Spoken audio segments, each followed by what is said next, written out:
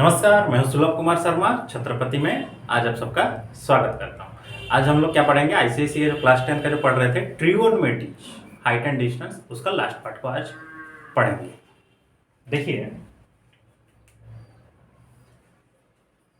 ICSE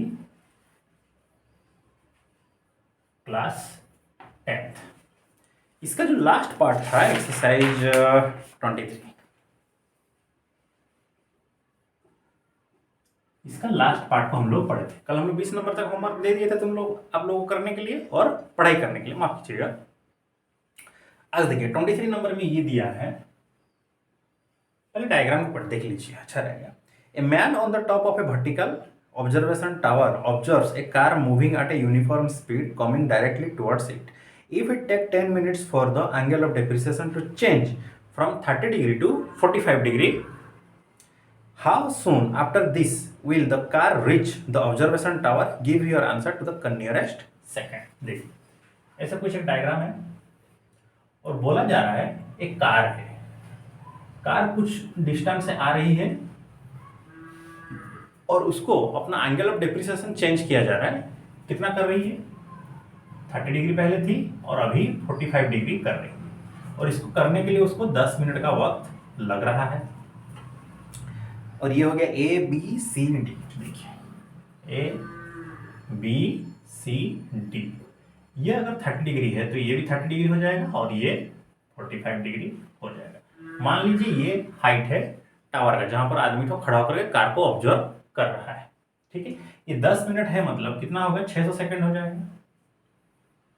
पूछा ये गया है observation, give your answer to the nearest second. पूछा जा रहा है कि हम लोग अपना टाइम, मतलब जो भी आंसर निकालेंगे वो नियरेस्ट सेकंड में आंसर होना चाहिए।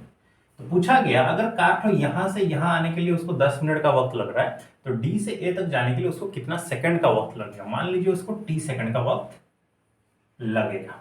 Clear? Late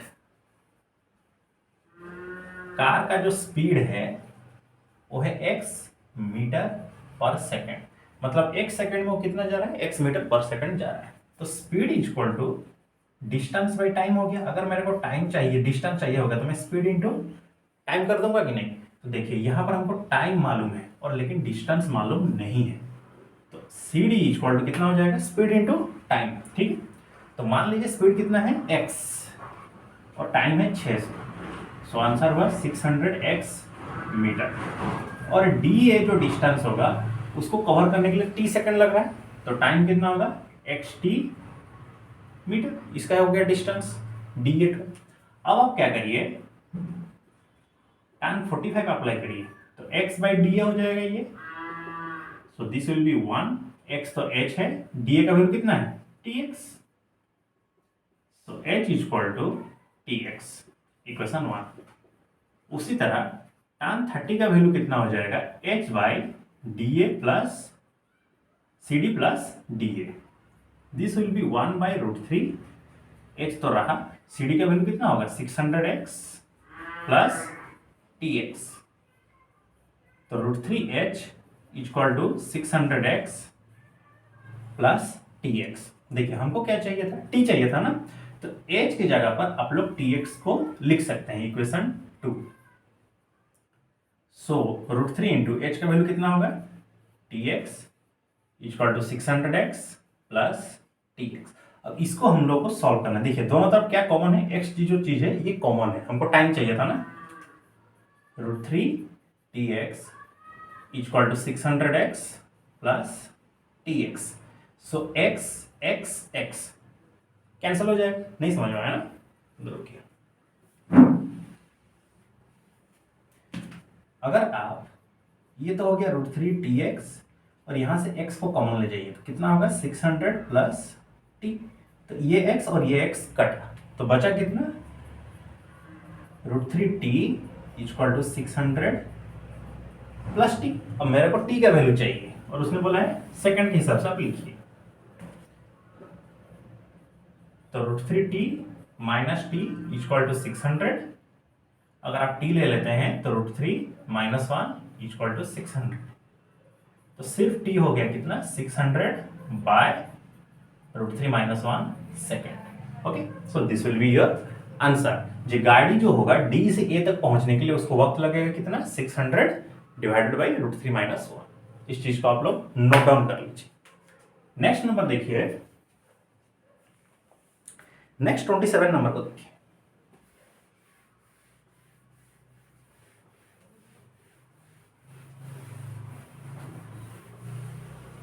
twenty seven number को जरा रीडिंग करिए। ठीक है, क्या दिया है जरा देखते हैं।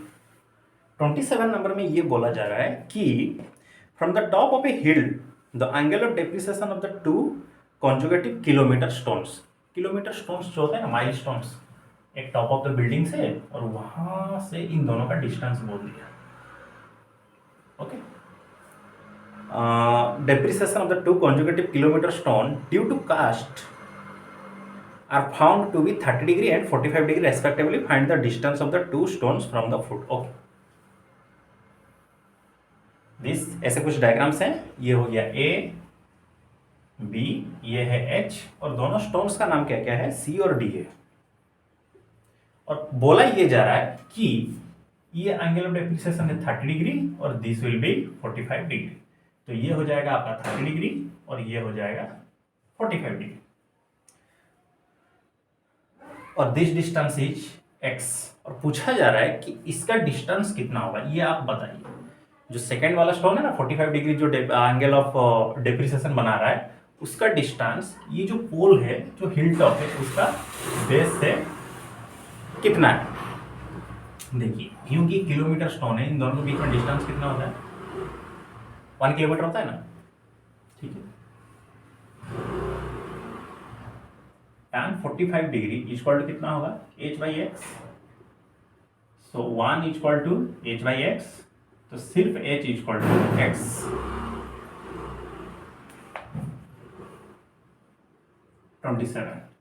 उसी तरह tan 30 equal to h/1 + x होगा, हाँ कि नहीं, क्योंकि ये 1 किलोमीटर है, वो x है। So this will be 1/√3 h/1 + x। So √3h equal to 1 + x। ये हो गया आपका इक्वेशन 2, ये हुआ इक्वेशन 1। हमको क्या चाहिए था, x चाहिए था ना, तो h की जगह पर हम लोग x को लिख सकते हैं। तो √3x equal to 1 + x, √3x - x equal to 1। सिर्फ x हो गया √3 - 1 डिवाइडेड बाई 1। तो x का वैल्यू होगा कितना, 1/√3 - 1।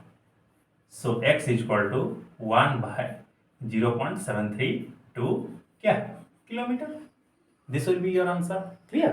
तो C का डिस्टेंस B से कितना हो जाएगा, 1/0.732 किलोमीटर हो जाएगा। एक और क्वेश्चन है 29 number. An aeroplane at angle at an altitude 250। देखिए, इस चीज को आप लोग नोट डाउन कर लीजिए। 27 नंबर है। अभी देखिए 28 नंबर। एक एरोप्लेन बोला है जिसका हाइट कितना ऊंचाई पर उड़ रहा है, 250 मीटर की ऊंचाई पर उड़ रहा है।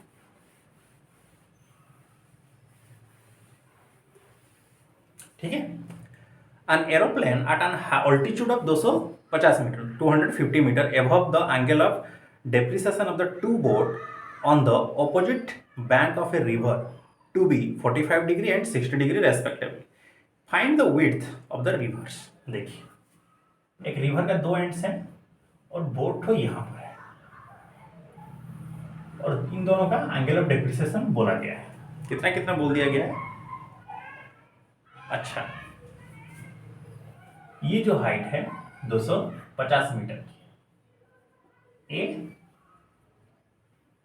डी, बी और सी, दिस विल बी एक्स और वाई।